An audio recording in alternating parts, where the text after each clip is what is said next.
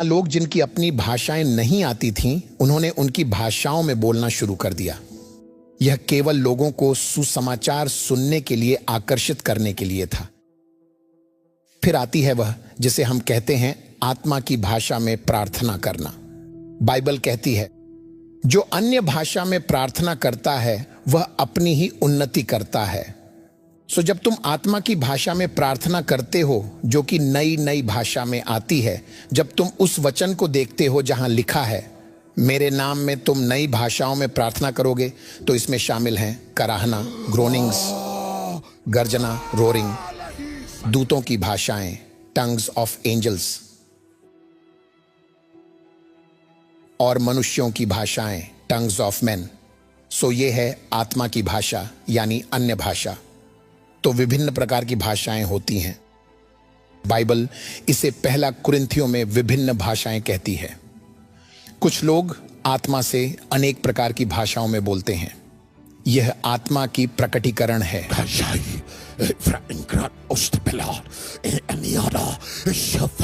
विभिन्न भाषाएं तुम्हारी आत्मा में भरी होती हैं, तुम उन्हें बाहर निकालते हो।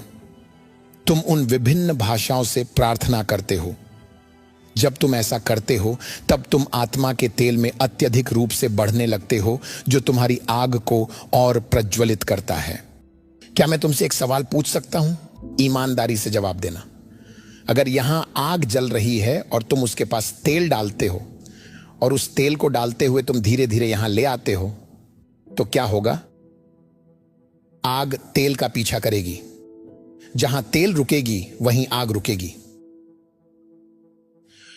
तेल वह क्षमता है जो तुम्हारी आग को फैलाने और बढ़ाने में मदद करता है, तुम्हारे मन और सोच के हर हिस्से तक।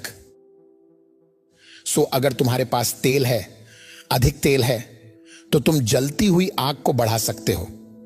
तुम उस आग को किसी भी जगह, किसी भी दूरी या क्षेत्र में फैला सकते हो जहां तुम चाहते हो कि परमेश्वर की आग काम करे। समझे? तुम यह तय करते हो कि उस आग की क्षमता, विस्तार, लंबाई, वजन, गहराई और ऊंचाई कितनी होगी, जो परमेश्वर ने तुम्हारे आत्मा में नया जन्म के समय जलाई थी। पांचवा और अंतिम बिंदु, क्या तुम उसे सुनना चाहते हो? सबसे अच्छा वाला, कीमत को स्वीकार करो।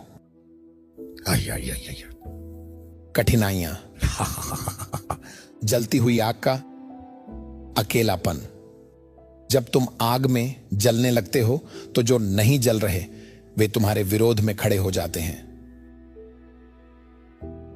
क्योंकि देखो, जब तुम जलती हुई आग बन जाते हो तो स्वयं परमेश्वर तुम में वास करने लगते हैं।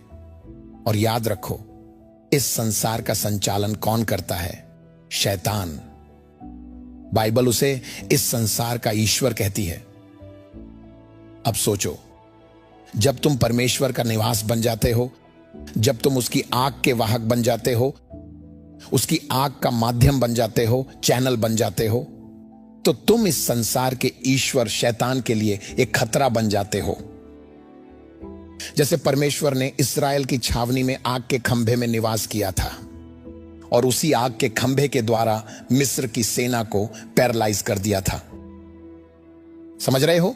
तुम शैतान के लिए एक खतरा बन जाते हो। तुम अशुद्ध आत्माओं के लिए एक खतरा बन जाते हो। और जहां भी तुम हो, शैतान तुम्हारे ऊपर हमला करना शुरू कर देगा। शैतान तुम्हारे रडार को ढूंढ लेगा। शैतान कहेगा कि यहोवा के क्षेत्र से कुछ तो है जो हमारी अधिकार सीमा में प्रवेश कर गया है। हम उसे नष्ट करने के लिए क्या कर सकते हैं? वो तुम्हारे विरुद्ध आरोप लगाएंगे, वे तुम पर आक्रमण करेंगे, वे तुम्हें निराश करने की कोशिश करेंगे। और अगर तुम आत्मिक नहीं हो तो तुम उन चीजों को खोने लगोगे जो तुम्हारे आग को बढ़ाती हैं। तुम अपना तेल खोने लगोगे क्योंकि तुम शैतान के झूठों पर ध्यान दे बैठे। इसलिए जब तुम एक जलती हुई आग बन जाओ तो ध्यान बनाए रखो, फोकस्ड रहो, लोगों की बातों की ओर मत देखो, सांसारिक और शारीरिक लोगों की बातों को मत सुनो। जानते हो मैं सांसारिक मनुष्य किसे कह रहा हूं?